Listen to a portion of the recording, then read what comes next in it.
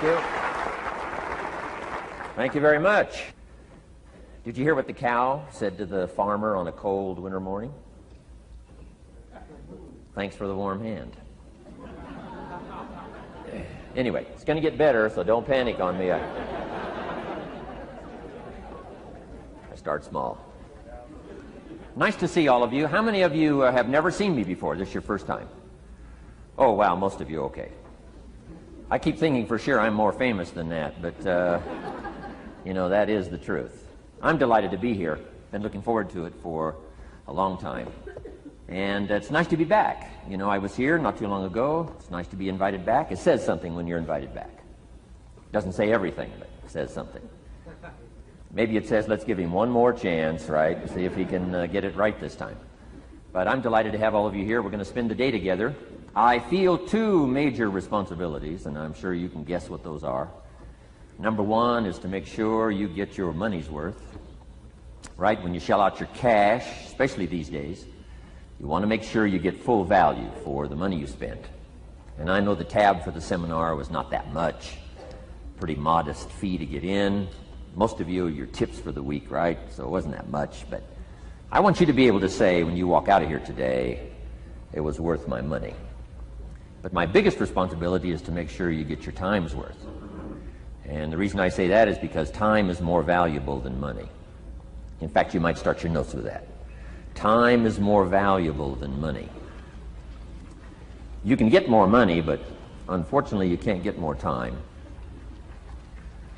If somebody asks you to spend your money, that's pretty easy, right? We live in America. We're wealthy. So the money's not the problem. But what if somebody asks you to spend a day, right? You got to think that over carefully.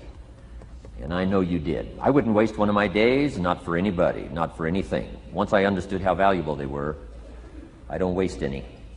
But to make an investment like today of your money and your time, I appreciate that. Today's going to be costly for me. It's going to cost me one of my days to be here, right? And some money, of course. But, you know, I don't need the money. I take the money, but I don't need the money. But guess what I do need? The time. So I'm here not to just joke with you. I'm here not to just tell some funny stories and give a performance and walk away. I'm here to give you some value, and I want to make it worth your time.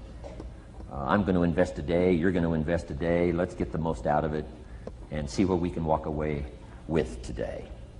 Anyway, for you that have not seen me before, just very briefly, let me just tell you my story. I grew up in Idaho, farm country, southwest corner of Idaho. In fact, my father still lives on the old homestead where I grew up. He'll be 89 his next birthday. He still hasn't retired. I'm proud of my dad. He's never been ill. He's really something. I'm trying to get him to retire this year, 88. I'm telling my father, what a good year to retire when you're 88. And he says, hey, talk to me in 10 years, right? I might be ready. But anyway, I went to high school. I graduated. I went to college 1 year. Halfway through my second year of college, I decided I was smart enough, so I quit. One of my major mistakes. I should have stayed in school. But I thought, heck, you know, I'm smart enough to get a job. That's what life's all about, right? Get a job, pay your bills, work hard, stay out of trouble, keep your fingers crossed, hope for the best. And I figured I was at least prepared to do that. So I quit college and went to work. A little while later, got married, got my little family going, and I'm out there doing what I thought was the best I could. But about age 25, I'm starting to struggle. I've purchased a little more than I can conveniently pay for on time, and the creditors are starting to call saying, hey, you told us the check was in the mail. What's the deal? And I'm getting embarrassed by that. I'm also embarrassed, big mouth me, with all the fancy promises I made to get married. I'm way behind on those promises, and I'm getting discouraged, wondering what to do. And I thought, well, maybe I should go back to school, right? 1 year of college, pretty short on an application. But, you know, tough to go back to school, right? Especially when you got your family going. Time to stay is when you're there. So I discounted that. I thought, well, if I, you know, had my own business, that would be the way to go. But, you know, I'm short on money, too much month at the end of the money. If you've ever been there, that's where I was, age 25. So I had to discount that, and I'm discouraged, wondering, where do I go from here? And then the miracle happened for me. Good fortune came my way. And who can explain good fortune? I don't know. Remarkable things that happen to you at a particular time. Sometimes it's just unexplainable how those things happen. One of my friends says, well, hey, things don't just happen. Things happen just. Another good note for your notes. Things don't just happen. Things happen just. And maybe that's it. I don't know. I'm an amateur on life, I guess like most of us are, trying to figure it out, how to make it valuable. But I was ready. And my good fortune was, at age 25, I met a very wealthy man. His name was Mr. Schoaf, Mr. Earl Schoaf. A friend of mine had gone to work for him, and he started telling me about this man. He said, you got to meet this man I've gone to work for. He's wealthy, but he's easy to talk to. And he's got a unique philosophy of life. And the more he kept talking about this man, I thought, well, I've got to meet this man. So sure enough, shortly after that, I had a chance to meet this remarkable wealthy man, and I was impressed. He was wealthy. Sure enough, he was easy to talk to. I was so intrigued, within a few minutes, I said to myself, if I could be like him, farm boy from Idaho, if I could be like him, I'd give anything. And then I thought, if I could just get around somebody like him, and if he would teach me what to do, I would be willing to learn. I'm coachable. And that was my good fortune. A few months later, this wealthy man that I met, Mr. Schoaf, took a liking to me, hired me, gave me a job. I went to work for him.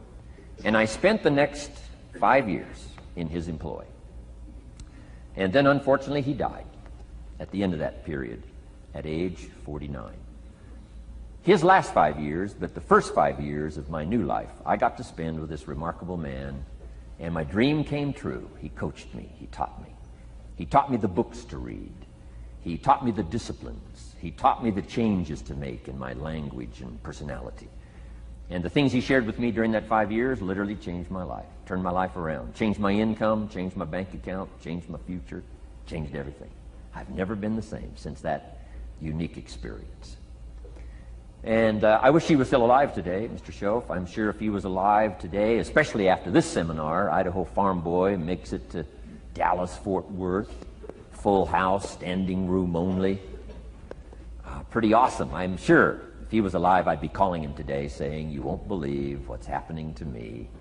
I've had a chance now to share with other people what you shared with me. But anyway, how I got here. 30 plus years ago, I was living in Beverly Hills, California. And one day a friend of mine, businessman friend, said, Jim, I'd like to have you come and share your story with my service club that I belong to, the Rotary Club. He said, I know your story, Idaho Farm Boy makes it to Beverly Hills. But he said, I think my club members would love to hear your story. He said, if I arranged one of our breakfast meetings, would you come tell your story? Just share a few thoughts. I said, okay.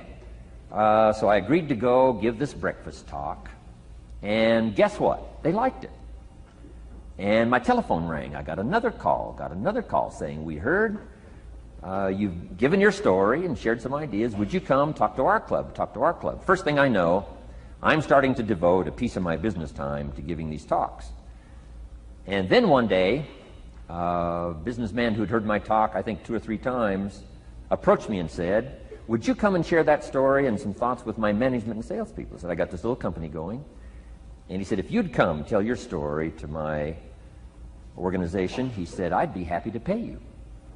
And I thought, wow, wouldn't that be something? So I agreed to go do it, and I got paid. Little did I know, another fortune was waiting for me to translate my ideas into talks and speeches and seminars. Now I've written some books. It's on cassette tape. And now I get to travel around the world. Last year I was in Japan and Israel, Spain, Mexico, Australia, New Zealand, France, Germany, Canada, and now Dallas-Fort Worth. So. Idaho Farm Boy gets to travel around the world and share his story, and here I am today. Anyway, it's almost too much for me to comprehend. From where I started, raised in obscurity, in a little small farm community, and now to be here today is pretty awesome for me. So anyway, that's just a little bit about my story. My story is probably more intriguing for me than it is for you, but I wanted to hear it again, so I thought I would just, bore you with it. Anyway, I don't ask you to be impressed today. I'm the one that's impressed from where I came from to have a chance. But that's the American dream, right? Come true. Chance to start from scratch, start from obscurity, start with pennies, start with nothing, and have a chance to transform your life, change your life, set your goals, and see what you can accomplish. So anyway, that's how I got here, and I'm just delighted that this day has arrived, and I truly want to make it valuable for you.